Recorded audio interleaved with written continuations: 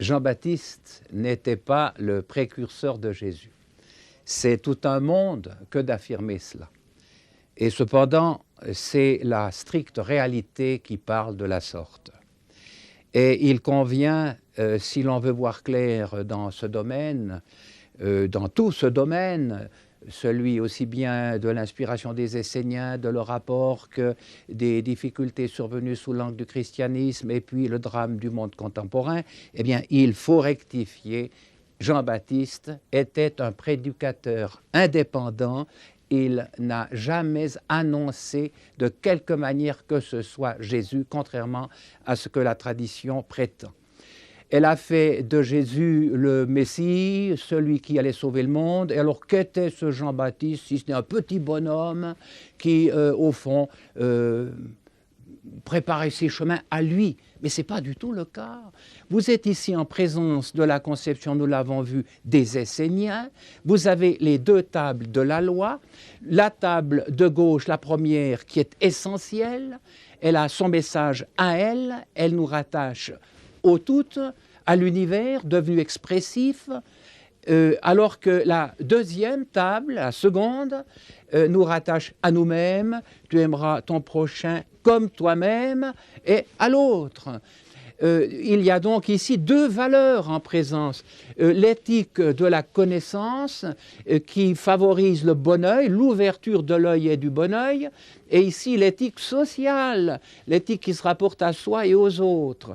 Et alors voilà, quand Jean-Baptiste déclare, nous y reviendrons d'ailleurs, quand il déclare « il faut qu'il croisse et que je diminue », il n'a jamais parlé de Jésus, mais il a parlé de l'élément représenté par la table de gauche dans sa personne, par opposition à l'élément représenté par la table de droite dans sa personne. Ici, vous avez la source de la lumière, l'inconscient créateur qui est symbolisé par cette table. Et ici, vous avez la passion, la fameuse passion qui aveugle et qui doit diminuer pour que l'inspiration, la vérité, la lumière puissent venir de la part de l'inconscient jusque dans notre conscient. Il faut qu'il croisse, cet élément, et à cet effet que je diminue. Vous voyez le problème. Jean-Baptiste a été assassiné. On n'a pas l'idée de dire qu'il est mort pour notre salut. Il est mort assassiné, tout simplement comme celui qui lui succédera une fois Jean-Baptiste hors de combat. Le Jésus historique sera assassiné et ne mourra pas davantage que Jean-Baptiste pour notre salut. Ils ont vécu pour promouvoir l'homme sous l'angle justement d'une conception de l'homme qui découle, qui au fond se lit de manière extrêmement claire dans leur message tel que nous l'avons déjà ici en partie. Il faut maintenant que nous nous arrêtions à cette question. Nous l'avons vu tout à l'heure, ces deux tables, en fait, ne doivent pas être considérées comme elles le sont là. Pourquoi ? Parce que la table de la loi de droite est celle qui nous rattache à nous-mêmes et aux autres. Elle n'a rien de montant, contrairement à la table de gauche. La première, je vous signalais déjà que ces trois commandements vont représenter les trois portes à franchir pour arriver à l'autorité suprême, ici-bas, pour chacun de nous. Alors, les Esséniens ont donc, conformément à leur symbolisme, dirigé la table de gauche dans le sens horizontal, de manière à ce qu'on voit la différence et qu'on ne les confonde plus. L'éthique de la connaissance est devenue l'éthique essentielle et elle a eu comme fondement, si vous voulez, l'éthique sociale, l'éthique des bonnes mœurs. Il fallait que tous ces commandements-là, représentés par cette table, dit le Jésus historique, soient respectés, mais il fallait surpasser tout cela sous forme d'une éthique nouvelle qui conduit, elle, à la claire-vision des choses, à l'autorité royale. Et alors, vous voyez, la preuve qu'il en a bien été ainsi, qu'il y a un élément qui doit croître et puis un autre qui doit diminuer, eh bien, c'est justement le cheminement que la récapitulation de ces deux commandements en un sommaire de deux commandements, tu aimeras le Seigneur ton Dieu de tout ton cœur, du centre de ta personne, de ta psyché et de ta pensée, et deuxième qui lui est semblable, qui doit le devenir, tu aimeras ton prochain comme toi-même, eh bien, on n'en est pas resté à cette conception-là, mais ce prochain à aimer comme nous nous aimons désormais par le rattachement au tout, va devenir, dans l'enseignement du Jésus historique, on retrouve ça dans l'évangile de Thomas, il va devenir notre frère, également inspiré par l'univers expressif, seul vrai Dieu. Aime ton frère, non plus comme un autre toi-même, mais comme ton propre œil, comme la prunelle de ton œil, puisqu'il est, lui également, par le travail que tu es en obligation, en devoir, en tâche d'assumer pour lui, de le mener à la vie jaillissante, c'est-à-dire à la perception du langage des faits, à son rattachement à l'univers. Vous avez donc déjà dans ces deux tables la réponse adéquate à la question, donc, que voulait-il dire lorsqu'il affirmait « il faut qu'il croisse et que je diminue ». Je vais enlever ces tables accessoires pour en revenir à la table essentielle que nous avons ici à gauche. La passion aveugle, disions-nous, eh bien, voilà l'œil, voilà l'esprit, je vais le placer ici, et voilà la passion qui lui est inversement proportionnelle, sous toutes ses formes, affectivité incluse évidemment. Il faut donc que l'esprit en question croisse et que le je passionnel diminue afin qu'il croisse. C'est donc extrêmement simple. Alors, voyez, nous allons maintenant nous pencher sur quelques déclarations de nos textes au sujet de Jean-Baptiste. Je vous signalerai tout d'abord ici que dans l'évangile de Thomas, c'est donc cet évangile qui a été retrouvé en 1947 en Haute-Égypte, à Kénoboschion. Il avait été caché dans une jarre par son propriétaire, et les spécialistes non ecclésiastiques s'accordent tous pour dire, à la suite d'une persécution menée contre ce texte qui ne comporte que des paroles de Jésus, non déformées donc par des commentaires, une persécution menée par l'Église primitive afin de détruire cet évangile. Dans les écrits des pères, eh bien, deux de ces pères nous disent, l'un qu'il s'agit là d'un évangile diabolique, à détruire donc, tout simplement parce qu'il y a l'enseignement essénien et non plus de Paul, c'est-à-dire des pharisiens, et un autre nous dit qu'il est une occasion de chute pour les faibles. Autrement dit, là également, il faut détruire l'enseignement de Jésus, ce qui s'est fait. Eh bien, je pense que c'est significatif. Nous avons derrière nous 20 siècles d'histoire humaine, au cours desquels, systématiquement, on s'est opposé au point de vue qui renouvelait toute chose des Esséniens et qui voulait promouvoir la possibilité de chacun de percevoir la lumière sans plus passer par autrui et par les déformations qui peuvent s'en suivre. Eh bien, l'évangile en question que vous avez ici reproduit en sa toute première page, je tourne pour arriver à la seconde page, ici l'évangile selon Thomas, texte copte, vous voyez, traduit par ces messieurs, Guillaumont, Puech et d'autres, qui spellent, Thiel, et d'autres qui sont décédés aujourd'hui, a été édité par les presses universitaires de France en 1959. Et je dois vous dire ici, pour que vous compreniez le drame qui continue de nos jours, il faut avoir le courage de le dire, si enfin la lumière doit avoir, la parole, eh bien, les presses universitaires de France, qui sont catholiques, ont acheté au professeur Puech ses droits et lui ont fait croire qu'il s'agissait d'un texte pour spécialistes, qu'il fallait tirer à 3000 exemplaires, si bien qu'il a été immédiatement épuisé. Et depuis lors, les presses universitaires de France refusent de le rééditer. Le professeur Puech m'a écrit, parce que j'avais pris contact avec lui, m'a écrit pour me dire qu'elles refusent tout simplement de l'éditer, que malheureusement, elles sont devenues propriétaires des droits.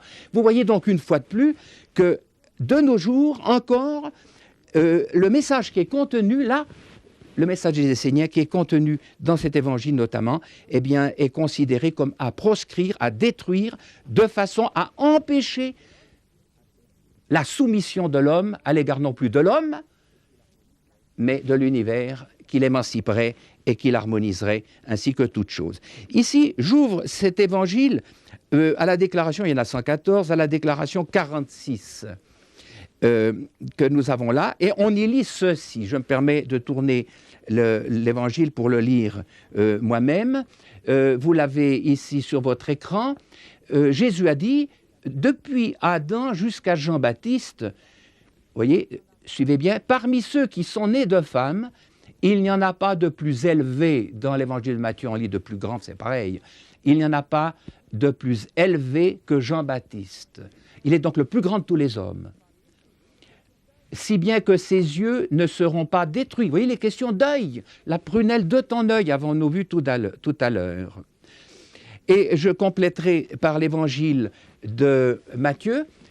Nous avons ceci dans Matthieu, c'est Matthieu au chapitre 11. Je vous le dis en vérité, parmi ceux qui sont nés de femmes, il n'en a point paru de plus grand que Jean-Baptiste. C'est ce qu'on a lu tout à l'heure. Cependant, le plus petit dans, non pas le royaume des cieux, l'au-delà, la royauté de Dieu, l'autorité royale de l'Esprit, est plus grand que lui. Alors, vous voyez, vous avez ici une conception des choses absolument étonnante. Jean-Baptiste est le plus grand de tous, sauf de ceux qui sont déjà nés d'esprit. Et nous allons en effet voir, c'est la situation qui est celle de Jean-Baptiste. Dans le logion, comme on dit, la déclaration suivante qui était là à l'écran, peut-être avez-vous eu le temps de la lire, eh bien Jésus disait tout simplement ceci qui nous intéresse aussi, il n'est pas possible à un homme de monter 2 chevaux, en voici un, et l'autre c'était l'horizontalisation qui était là, n'est-ce pas? Vous l'avez ici, donc le 47, il n'est pas possible à un homme de monter 2 chevaux, de tirer 2 arcs, et il n'est pas possible à un serviteur de servir 2 maîtres, ou bien il honorera l'un et il offensera l'autre. Voilà, ici un cheval et ici l'autre. Il vous faut choisir où vous montez ou vous renoncez à monter pour vous horizontaliser, pour vous humaniser, vous renoncez à vous hominiser, selon l'expression de Teilhard de Chardin. Alors, revenons à Jean-Baptiste. Que se passait-il à son sujet? Qu'est-ce que Jésus veut dire quand il a dit qu'il était plus grand que tous ceux qui sont nés de femmes seulement, et pas encore d'esprit? Eh bien, vous voyez, ces 3 commandements que nous abordons maintenant de la façon qui fut celle des Esséniens, c'est-à-dire nous montons dans le sens, puisqu'ils aboutissent à l'éternel, à l'autorité suprême, eh bien, ça sera le dernier stade ici. Alors, voici le premier, voici le 2e stade, et voici tout blanc, pleinement lumineux, le 3e stade. Autant dire l'autorité suprême, il n'y en a pas d'autre, elle sera à vous. Ils ont appelé ceci les degrés de lumière. Je vais peut-être vous le signaler ici, puisqu'elle nous intéresse, cette expression, très particulièrement à cause de Jean. Premier degré de lumière ou premier jour de manifestation de l'émanation de l'homme, dans l'homme, de l'inconscient. 2e jour, 3e et dernier jour du Fils de l'homme. Et vous vous souvenez qu'ils ont fait ces 3 jours, vendredi saint, samedi de Pâques et dimanche de Pâques de la résurrection. Donc ils n'ont strictement rien compris. Alors ici, vous cesserez d'utiliser cet élément qui vous habite dans le cadre de vos intérêts, pour servir votre groupe, votre monde, votre société, et vous l'utiliserez, ce besoin de voir clair, pour voir clair, c'est-à-dire vous remettrez la recherche en route, vous recommencerez à chercher, alors que jusqu'ici, vous ne cherchiez qu'à vous enrichir, qu'à être puissant, et pour le reste, vous étiez des néants, des fils du néant, des croyants. Et alors, de la recherche qui reprend son cours, vous arrivez à un niveau où on ne se fait plus d'image, c'est-à-dire, il dira aussi, où le ciel et la terre passent. L'ego et ses représentations ne jouent plus. Nous sommes à ce qu'on appelle aujourd'hui l'objectivité. Le moi n'intervient plus ici sous la forme des représentations mentales.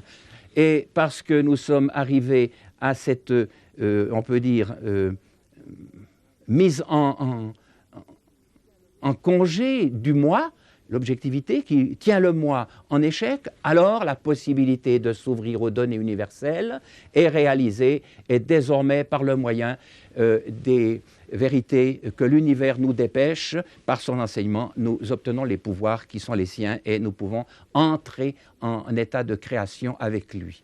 Eh bien, Jean-Baptiste était en train de monter. Voici le départ, la recherche qui reprend son cours, celui qui cherche trouve, puis avec ce qu'il a trouvé ici, il va plus loin, il interroge ce vous qui a trouvé et qui s'avère un on, un tiers dans sa personne, c'est justement l'inconscient qui s'avère créateur et qui s'avère son vis-à-vis créateur. et vous demandez, et on te donne, et par le moyen de ce que tu as reçu, tu veux en savoir davantage, tu frappes à cette source qui t'habite, à ce on, à ce tiers, et ce tiers t'ouvre la royauté, la connaissance sur toute chose, et tu exerces la royauté même qui est celle de l'univers.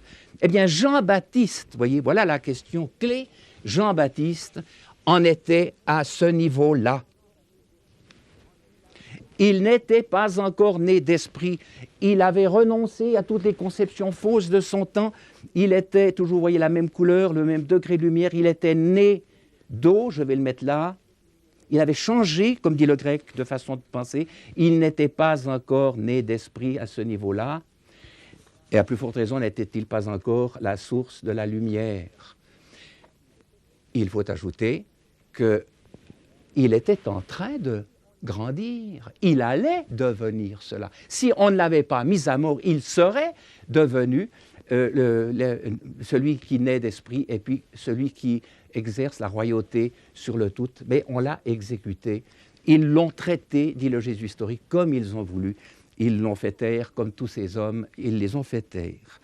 Alors, voyez maintenant, je terminerai en remplaçant ce schéma ascensionnel, cet escalier. Nous allons retrouver ceci absolument dans la perspective des penseurs que nous aborderons dans les exposés suivants.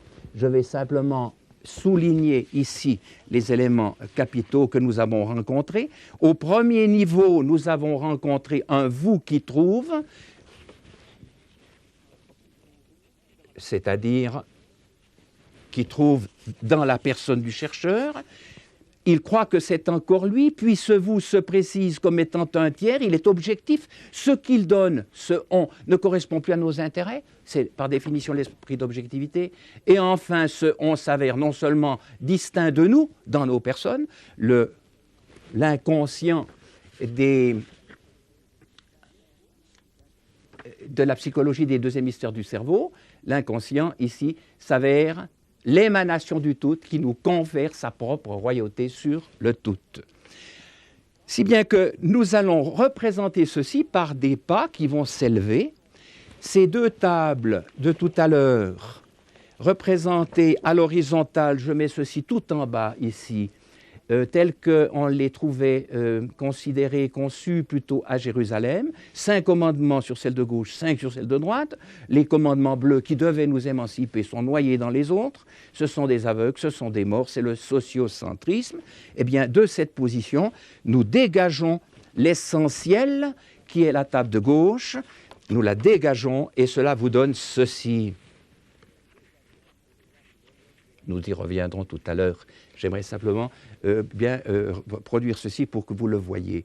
Alors Jean-Baptiste dit ceci, voyez-vous, quand il déclare « Moi je vous ai, dans Matthieu 3, moi je vous ai baptisé d'eau, afin de vous laver, de vous amener à changer de façon de penser, non pas du tout à vous repentir, attention, mais attention, après moi, vient un plus grand que moi. » C'est pas du tout Jésus. Moi je vous ai baptisé d'eau parce que je suis à ce niveau-là. Je ne suis pas encore né d'esprit ici.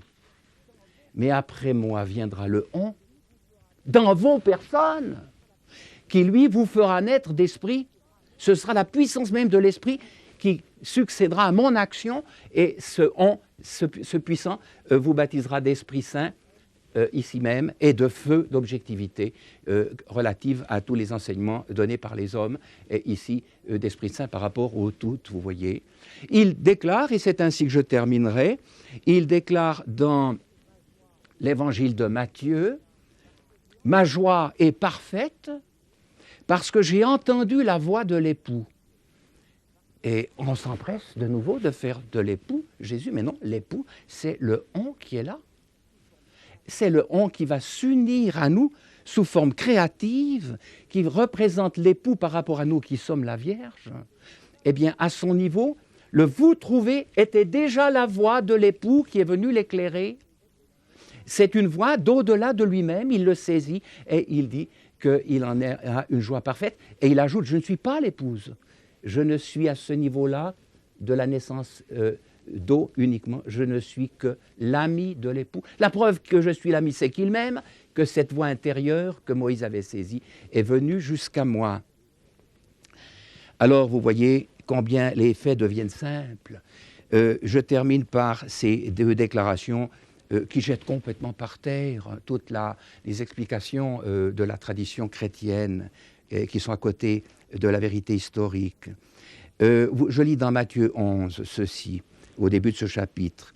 Jean, ayant entendu parler dans sa prison des œuvres de Jésus, donc des enseignements, etc., lui fit dire par ses disciples, Jean avait des disciples, c'était un prédicateur indépendant. Alors pourquoi est-ce qu'on en fait un assujetti à Jésus qui annoncerait un certain grand bonhomme après lui? Rien de tout cela.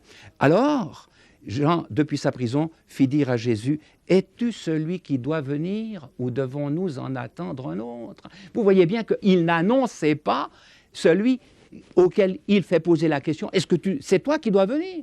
Puisqu'il ne savait pas si c'est lui qui devait venir. Et alors quand vous soulevez ce problème devant les responsables du christianisme, ils vous disent, que voulez-vous? Ici, il y a eu des copistes, n'est-ce pas? On a manipulé ces textes, c'est absolument faux. Ils disent continuellement ces choses-là, ils recourent à cet argument pour se tirer l'épine du pied. En fait, Jean-Baptiste n'annonçait pas Jésus, il annonçait qu'intérieurement lui-même et à ses disciples viendrait le fameux « on », que Jésus appellera l'esprit de la vérité, qui lui succédera, même raisonnement chez Jésus, et puis ensuite qui viendra Esprit Saint nous enseignant toutes choses. Alors voilà la question clé, vous voyez, capitale, elle est la suivante. Jésus leur répondit, allez et dites à Jean ce que vous entendez et ce que vous voyez. Les aveugles voient, les sourds entendent, les morts ressuscitent. Heureux celui pour qui je ne serai pas une occasion de chute. Vous voyez que nous sommes en plein dans la ligne de l'enseignement des Esséniens. Les morts ressuscitent, les aveugles voient, le on, le vous d'abord, et puis le on commence à les diriger. Ce ne sont plus des hommes qui les dirigent, c'est un guide qui vous habite et qui vous dirige ascensionnellement. Donc, peut-il dire, heureux celui qui ne considérera pas mes dires, notamment les morts auxquels je fais allusion, comme les chrétiens l'ont fait, comme des morts qui sentent déjà le fameux Lazare. Voilà ce qu'ils ont cru pouvoir ajouter les disciples de Paul. Alors ainsi, vous avez ici, je pense pouvoir le dire, la démonstration essentielle selon laquelle Jean-Baptiste était indépendant. Il a voulu, en tant qu'Essénien, tous les spécialistes, je l'ai dit donc, de la question, pour autant qu'ils ne soient pas des ecclésiastiques, s'accordent à reconnaître que Jean-Baptiste était l'un des représentants les plus caractéristiques de l'essénisme. Il venait des bords de la mer Morte et il a voulu, avec une équipe, en quelque sorte, de ses amis de Qumran, il a voulu rompre cet ésotérisme et éclairer le public que des baveurs de mensonges, vous l'avez entendu tout à l'heure, que des baveurs de mensonges écartaient de la vie et détruisaient, selon ce que disait le maître de justice de Qumran. Et alors, une fois emprisonné, eh bien, l'action aurait avorté et il a fallu que quelqu'un la reprenne.